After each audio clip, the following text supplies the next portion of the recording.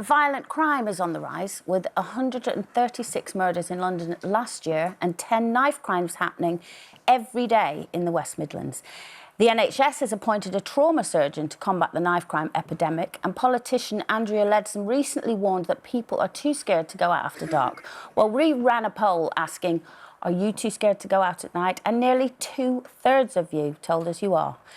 Janet, where do you think all this fear has come from?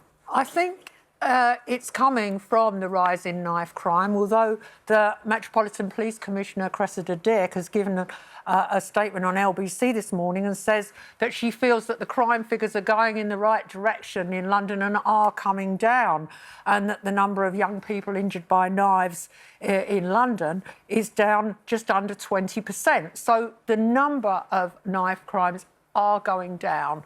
But I have to say it's all coupled with the government's cuts to the police force, and we know there's been a huge reduction in the police budget, something like 20%, and the number of officers on the streets, so police are less visible because there's less of them, and I think that breeds a climate of fear where newspapers have capitalised on that, and the Police Federation themselves have obviously been banging the drum about how under-resourced they are. So that's where the fear comes from. And I think someone like Andrea Leadsom saying people are frightened to go out at night, I think that is scaremongering. It really is blatant. So are you not scared to go out? I am not scared. I was born in central London, went to school here, have lived here my entire life, and I live right in the middle of London. I travel on public transport every day.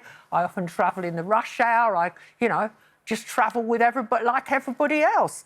And I've never felt particularly frightened. I think knife crime happens in specific areas. It happens amongst certain groups of people. And, I don't think... it's a ghastly epidemic, but I don't think it impacts on most people. Kelly? Yeah, I disagree on some points. Knife crime happens everywhere, not just specific targeted areas. And it is I think there's a false perception that knife crime happens in association with drugs or drug dealing or runners or any of that, because there are a lot of innocent, and I'm going to call them children because they are, innocent children's lives have been and are still being taken by knife crime. We lost somebody in our very close community and in our network that is his life has just been taken.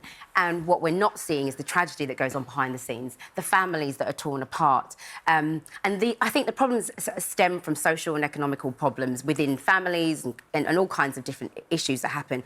But, like we were saying earlier, there are no youth clubs or, things like that, which used to, bring youths together in a positive way. But because of all of this and what we read in the papers, and it does seem that every day there's this fear-mongering going on, does that make you more nervous about going out alone or going out at night, or has it changed your life in any way? No, it doesn't. I mean, in the same way that, we've got, suicide bombers threatening us, I don't feel that I'm going to stop living my life because somebody is doing something in some area.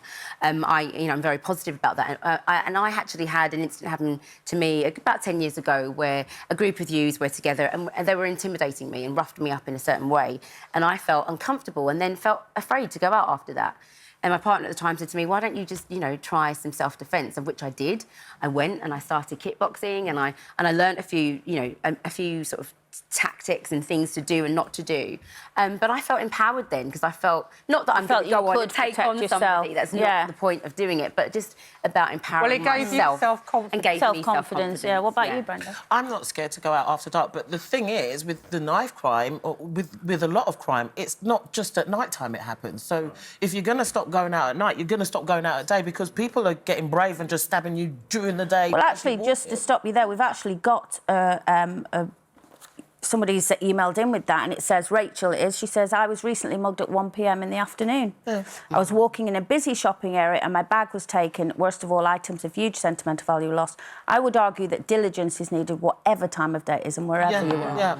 So it's like you said, it's not just at night. Isn't the point, Colleen, that 10 or 15 years ago, in this area where this studio is, I was working and women were driving their cars with their windows down and having their wristwatches ripped from their wrists and rings taken off their fingers and their bags stolen off their seats. And so the word went out, don't drive around with your windows down, and now all cars have got automatic locking, so we kind of took that on board. But walk around any street of our major cities and what do you see? Zombies holding their phones in front of their faces, zombies with their earphones in, just walking along staring at their phones, and then they wonder why people just take them. I mean, you're holding a really valuable piece of equipment there for the... People have got to exercise more sense. But yeah, well, I read something recently. I watched something online, actually, and it was all steps to be safer. And one of the things women should do is, A, not have their hair in a ponytail, and if they've got long hair, have it tucked in their jacket, because it's a great way for somebody to grab them off the street by the ponytail or their hair. They'll have a hard one grabbing my ponytail and keeping me attached to it, I tell you that. Grab it, have it, take it. I'll get a next one.